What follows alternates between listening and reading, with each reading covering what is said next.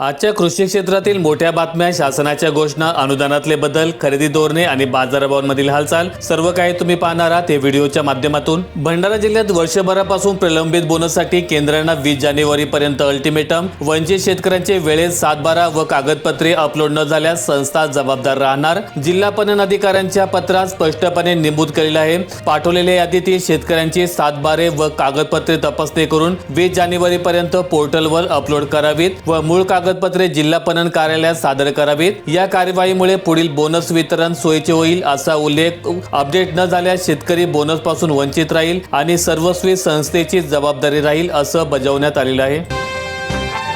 नंदुरबार बाजारात दररोज 100 क्विंटल ओवा आवक। नंदुरबार बाजारात हंगाम सुरू, दरवाढीमुळे समाधान। नंदुरबार बाजार समितीत ओव्याची आवक सोमवारपासून सुरू झाली। दर दिवशी 100 क्विंटलपेक्षा अधिक आवक होत गेल्यामुळे केवळ आठवड्याभरातच 1000 क्विंटलपेक्षा अधिक ओवा खरेदी झालाय। या मालाला प्रति क्विंटल 10,800 ते 12,400 रुपयांचा भाव मिळालाय, तर 14,000 प्रति क्विंटल दर चांगल्या दर्जाच्या मालाला मिळत आहे। 2 महिन्यांचे पैसे न मिळाल्यामुळे लाडकी बहीण संतप्त। भंडाऱ्यामध्ये मुंबई कोलकाता महामार्ग रोखला।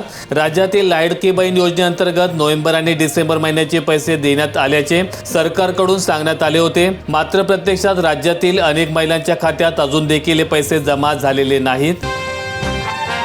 वाशिम परिसरात आपले सरकार सेवा केंद्रांसाठी मुलाखती आटोपल्या, अंतिम यादीची प्रतीक्षा कायम। जिल्ह्यातील सर्व तहसील कार्यालयांमार्फत एकूण 1782 अर्ज प्राप्त झालेत। प्राप्त अर्जांची तालुकाने छाननी पूर्ण करून प्राप्त उमेदवारांच्या मुलाखती देखील पार पडल्यात। मात्र मुलाखती होऊन आठवड्याहून अधिक कालावधी उलटून देखील अंतिम यादी जाहीर न झाल्यामुळे अर्जदारांमध्ये नाराजीचा सूर उमटू लागलाय।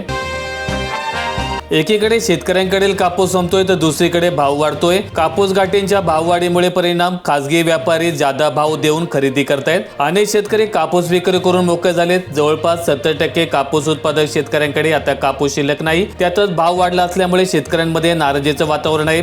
तर ज्या शेतकऱ्यांकडे साठवून ठेवलेला कापूस आहे तो आणखीन भाव मिळण्याची शक्यता लक्षात घेता तो कापूस शेतकरी बाहेर काढत नसल्याचं चित्र दिसून येत आहे। कापूस हंगाम आणखीन महिनाभर राहण्याची शक्यता आहे। काही शेतकरी आता भाव वाढीच्या अपेक्षेने कापूस विक्री करणार नाहीत अशी शक्यता वर्तवण्यात येते। त्यामुळे हंगाम आणखीन काही दिवसांनी वाढण्याची शक्यता आहे। गेल्या वर्षी मात्र मार्च अखेरपर्यंत कापूस हंगाम सुरू होता। थंडीतील चढ उतार कायम। राज्यातील बहुतांश भागात सरासरी तापमानामध्ये वाढ। राज्यात उकाडा कायम आहे। कमाल तापमानातील वाढ कायम आहे, तसेच किमान तापमान देखील टिकून असल्यामुळे थंडी कमी आहे। पुढील काही दिवस राज्यात थंडी कमीच राहू शकते असा अंदाज हवामान विभागाने वर्तवला आहे।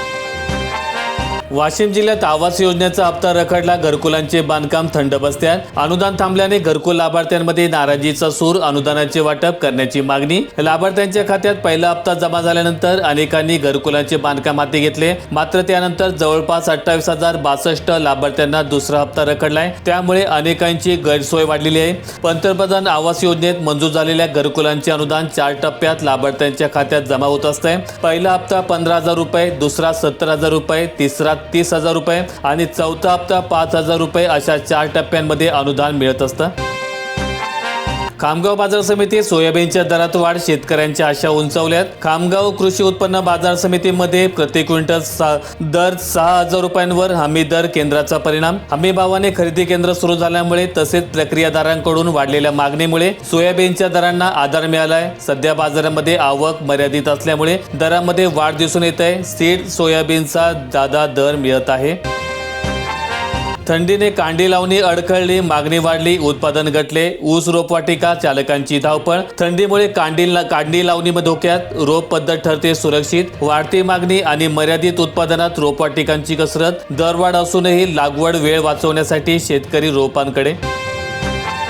भंडारा जिल्ह्यातील मोहाडी परिसरात घरकुल यादीमध्ये दुरुस्ती झाली, पण लाभार्थ्यांची रेती थांबलेलीच। प्रकरण चुकीच्या मोबाईल क्रमांकाचे, लाभार्थ्यांची चिंता वाढली, तोडगा काढण्याची मागणी। घरकुल लाभार्थ्यांच्या आधार आणि मोबाईल क्रमांकातील चुकीमुळे रेती उचल प्रक्रियेमध्ये अडथळे निर्माण झाले। रेतीसाठी लाभार्थ्यांनी धावाधाव केली, परंतु प्रशासनाच्या हलगर्जीपणामुळे लाभार्थ्यांना रेती मिळू शकली नाही। त्यामुळे तालुक्यातील बऱ्याच घरकुल लाभार्थ्यांचे काम अडून पडलेले आहे। 3.5 लाखांचा मिनी ट्रॅक्टर घ्या, 90% अनुदान मिळवा. सामाजिक न्याय विभागाची अनुसूचित जाती व नवबौद्ध बचत गटांसाठी योजना. समाज कल्याणच्या मिनी ट्रॅक्टर योजनेअंतर्गत लाभार्थी गटांना शासनाने निश्चित केलेल्या मान्यताप्राप्त उत्पादकाकडूनच ट्रॅक्टर व उपसाधने खरेदी करावी लागणार आहेत. या प्रक्रियेअंतर्गत जिल्ह्याला अपेक्षित उद्दिष्टापेक्षा जास्त अर्ज आले तर लॉटरी पद्धतीने लाभार्थ्यांची निवड केली जाईल. यापूर्वी पॉवर टिलर आणि मिनी ट्रॅक्टरचा लाभ घेतलेल्या गटांना या योजनेचा पुन्हा लाभ मिळणार नाही. बियाणे विधेयक शेतकरी हिताचे, परदेशी उत्पादनांना प्रवेश नसेल. कृषी मंत्री चव्हाण यांचं स्पष्टीकरण. नवीन बियाणे विधेयकातील तरतुदी शेतकरी आणि त्यांच्याकडील बियाणे वाहनांना लागू होणार नसल्याचं कृषी मंत्री शिवराजसिंह चव्हाण यांनी स्पष्ट केले आहे. दूध खरेदी दरात वाढीची शक्यता. लोणी बुकटीमध्ये तेजी असल्याचा परिणाम. उन्हाळ्यात दुधाची मागणी वाढण्याचे संकेत. राज्यातील दूध उत्पादक शेतकऱ्यांना चांगले दर मिळण्याची शक्यता निर्माण झाली आहे. उपपदार्थांच्या दरातील तेजी व उन्हाळ्यातील वाढती मागणी हे दोन्ही मुद्दे दूध दरवाढीमध्ये पोषण ठरतील असा अंदाज डेअरी उद्योगातून वर्तवला जात आहे. CCI कापूस विक्रीसाठी नियमांची झंझट. पांढरे सोने खुल्या बाजारात. 4,500 शेतकऱ्यांचे अर्ज त्रुटीत अडकलेत. जाचकटींची झंझट टाळण्यासाठी शेतकरी खुल्या बाजारात कापूस विक्री करू लागलेत. खुल्या बाजारात आता भावही वाढीव मिळत असून रोखीने पैसा ताबडतोब मिळतोय. परिणामी शेतकऱ्यांचा कल खासगीकडे वाढत असल्याचं चित्र पाहायला मिळतंय. 15 जानेवारीपर्यंत 1,55,000 क्विंटल कापूस CCIने खरेदी केला तर खासगीत आवक वाढत असून 40,000 क्विंटल कापूस खरेदी झालेला आहे. धाराशिव जिल्हा नियोजन समितीकडून 321 रस्त्यांसाठी निधी. शेत व पानंद रस्त्यांसाठी शेतकऱ्यांनी 50,000 रुपयांचा लोकवाटा दिल्यानंतर 1 लाख रुपयांचा निधी देणारी योजना जिल्हा नियोजन समिती नाविन्यपूर्ण उपक्रमातून राबवण्यात येत आहे. कापूस उत्पादन वाढण्याचा अंदाज. CCIचा अहवाल. डिसेंबरमधील अंदाजापेक्षा 7.5 लाख गाठीमध्ये वाढ. CCIने जानेवारीचा अहवाल नुकताच प्रसिद्ध केलाय. त्यात कापूस उत्पादन 317 लाख गाठी राहणार असल्याचा अंदाज वर्तवण्यात आलाय. डिसेंबरमधील अहवालात 309,50,000 गाठी उत्पादनाचा अंदाज देण्यात आला होता. छत्रपती संभाजीनगर जिल्ह्यातील लोहगाव परिसरात 6 महिन्यांपासून शेतकऱ्यांना अनुदानाची प्रतीक्षा. लोहगाव महसूल मंडळातील शेतकऱ्यांमध्ये संताप. जूनच्या अतिवृष्टीत पिकांची मोठ्या प्रमाणात नुकसान होऊन शेतकऱ्यांची स्वप्न वाहून गेल्यानंतर शासनामार्फत नुकसान भरपाई मिळेल म्हणून 6 महिन्यांपासून शेतकऱ्यांना झुलवत ठेवून अद्याप लोहगाव महसूल मंडळांतर्गत गावातील अनेक शेतकऱ्यांच्या खात्यावर छदाम देखील जमा झाला नसल्यामुळे शेतकरी प्रशासनावर संतप्त झाले आहेत. गहू पिठाच्या 5 लाख टन निर्यातीला परवानगी. केंद्राचा निर्णय. केंद्र सरकारने 5 लाख मेट्रिक टन गहू पीठ आणि त्यापासून बनवण्यात येणाऱ्या उत्पादनांच्या निर्यातीला परवानगी दिलेली आहे.